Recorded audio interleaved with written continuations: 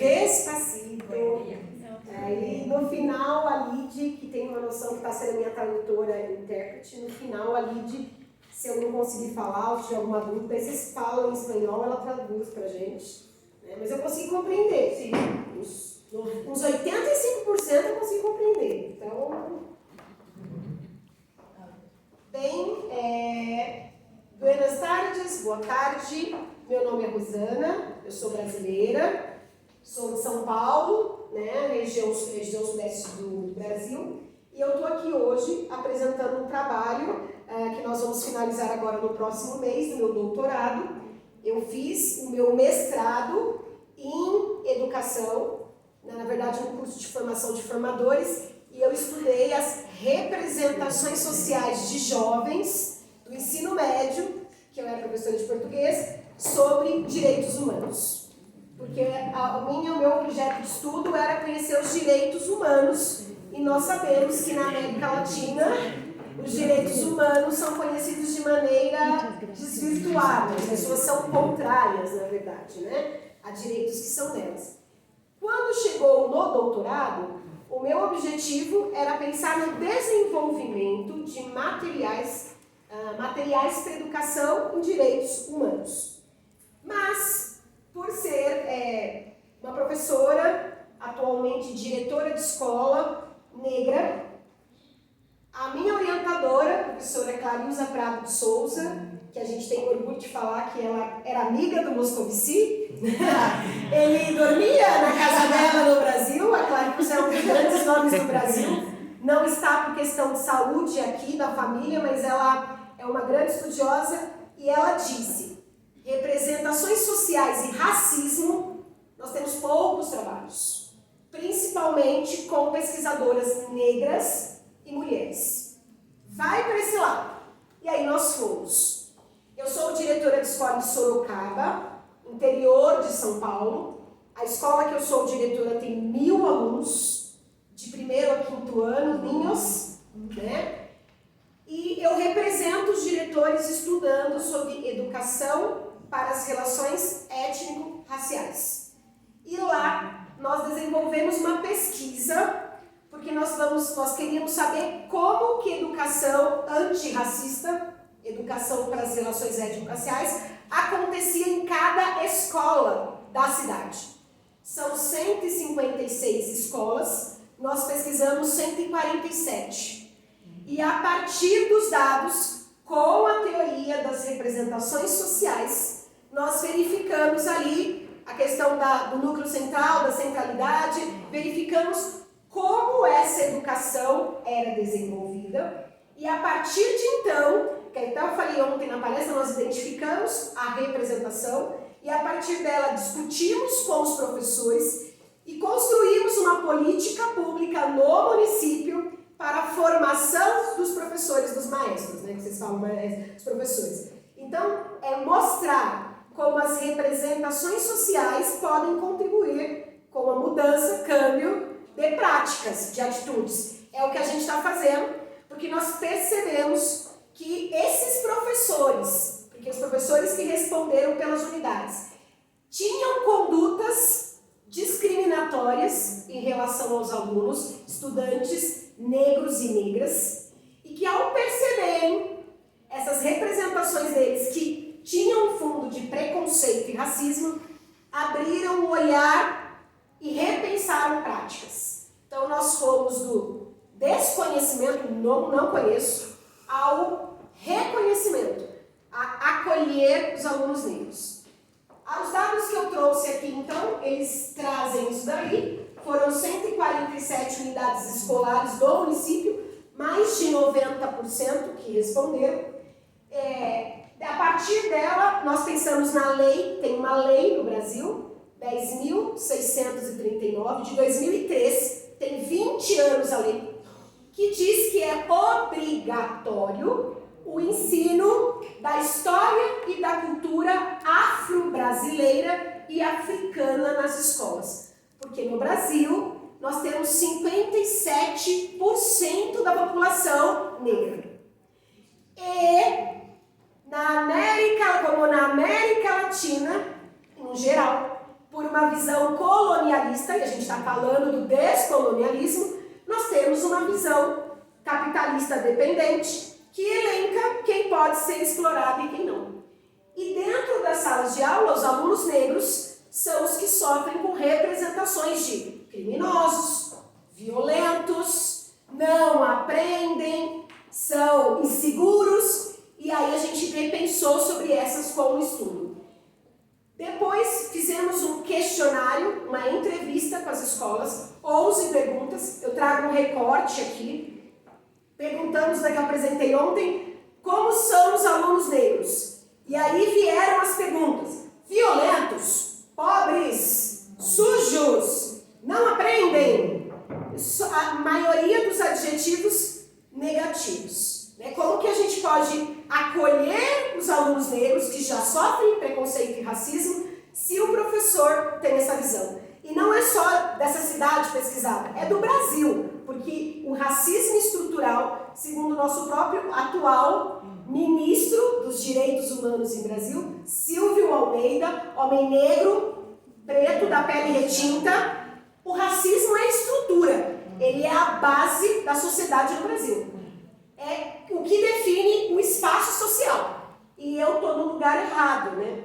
Porque na escola eu sou a diretora, e não era para eu estar ali. Então, o objetivo é que nós consigamos fazer com que essa pirâmide social se pense numa questão dos direitos horizontal, que é o que a gente, de educação ética, pensamos. Então, nós rodamos as perguntas do Indamutec, no software, e vimos as representações e a partir dela desenvolvemos práticas. As perguntas que eu trago aqui a escola aborda, ela estuda, ela trata a história e cultura afro-brasileira e africana? Quando? Quais ações vocês fazem? Quais materiais vocês usam para isso? E nós temos um fórum anual, uma reunião como essa, um congresso, vamos dizer assim, um evento acadêmico em que nós trabalhamos sobre educação antirracista. E nós perguntamos, o que vocês querem aprender? Então é bom a gente saber as lacunas, que os professores têm dúvida. O correto é aluno negro ou aluno preto? Ou afrodescendente? O correto é falar racismo ou não falar? Então nós, a partir das dúvidas, construímos o nosso projeto. O programa Iramutec, ele gera uma classificação hierárquica descendente, que nada mais é do que classes, né, pares. E aí nós verificamos que eles, sim, têm práticas. Quais são as práticas? O que eles fazem? Livros.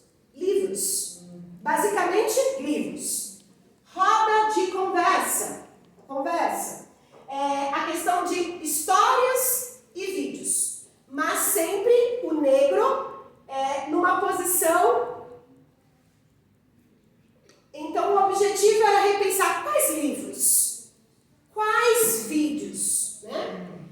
As expectativas que apareceram foi o que eles queriam conhecer sobre a questão do racismo, sobre a questão da população negra, então as expectativas em relação a essa aprendizagem.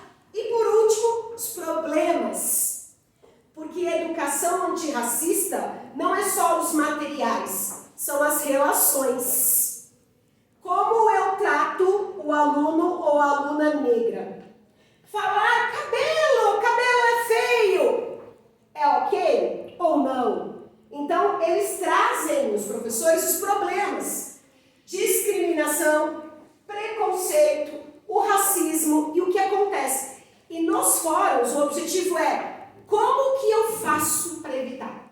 Já mostrando que os professores percebem que eles têm que fazer alguma coisa, mas não sabem ainda o que. E aí o nosso objetivo com as representações sociais é desvelar, mostrar como se tem ainda um olhar racista, e não porque os professores queiram ser, não porque maestro quer ser racista, mas porque a sociedade, na América Latina no todo, no Chile, falamos ontem, aqui em Colômbia, no México, em todos os lugares nós temos um olhar racializado e preconceituoso por conta da nossa própria colonização e da nossa práticas hegemônicas que são colonialistas.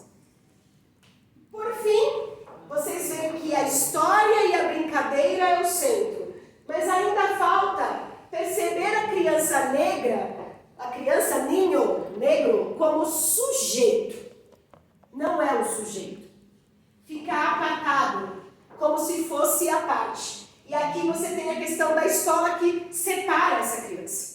E é muito grave quando a gente pensa, né? A questão do livro, a questão que eles trabalham o ano todo. Mas, na verdade, quem é do Brasil sabe que nós temos em novembro, mês de novembro, o líder, um quilombola, um líder revolucionário, Zumbi dos Palmares. Então, as escolas trabalham sobre o racismo apenas em novembro. Resto do ano, o aluno negro sofre. E tem que ser trabalhado pela lei durante o ano todo. Eles dizem que trabalham. Só que nós, nas práticas, nas observações, percebemos que ainda temos que avançar. Bem, aqui a gente traz, né, criança, os ninhos, né, a questão do negro, a questão do livro, da história, da cultura e o ano, que é o ano todo. Só que quando a gente traz essa percepção do racismo, as escolas começam a refletir como eu trabalho e mais, como eu devo trabalhar. Então, o que eu quero trazer aqui é mostrar que não dá para chegar como política pública e falar, faz isso, faz aquilo. É necessário primeiro ouvir. O que o professor, o maestro, o que o ninho, a criança, eles entendem sobre o racismo, sobre a educação antirracista. E as representações sociais são um instrumento para isso. A partir de identificar, o que faremos? Como agir? Não dá para chegar e é assim. E o município que permitiu essa pesquisa, ele acreditou nisso. Vamos ouvir, definir as representações, vamos trocar informações e construir juntos uma política pública. Vamos construir juntos uma educação para que efetivamente dê resultados.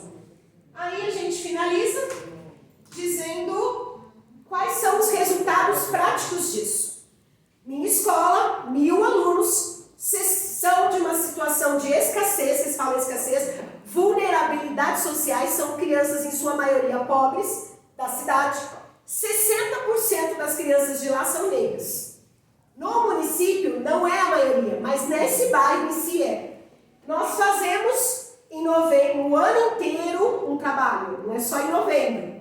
Mas em novembro, nós temos o desfile afro, em que as crianças negras, todas juntas, estudam a história de uma personalidade negra, Maria Firmina dos Reis, a partir de cada sala de uma. E quem é que leva e apresenta para a escola essa personalidade? As crianças negras. É o momento de dar o protagonismo, a voz a essas crianças. Então aqui é o tapete vermelho na escola, as crianças ninhos assistindo e as crianças vão desfilando, passeando com o trabalho construído. Para que a criança negra, que tem vergonha, não, eu não sou negra, ela se reconheça negra com uma visão não colonialista, não eurocêntrica, mas se veja, ninho, se perceba como negro e como sujeito de direito. A gente encerra mostrando como a gente faz isso nas formações, com instrumentos, com livros, bonecas. Já temos desenvolvido no Brasil por conta da lei. Inclusive, vou trazer aqui, tem um livro que eu escrevi em parceria com os meus filhos, meus ninhos que desenharam, eu escrevi, e a gente usa na escola esse material também. Então aqui, formações fazendo, mais formações com os professores. Um dos vestidos que eu mais gosto é que é o preto. Eu tô com azul. Eu tô fazendo. E vim com vermelho. Eu tenho 5 dele, né? As professoras se formando juntas. E aqui um livro. Esses desenhos todos, desenhos foram feitos pelos meus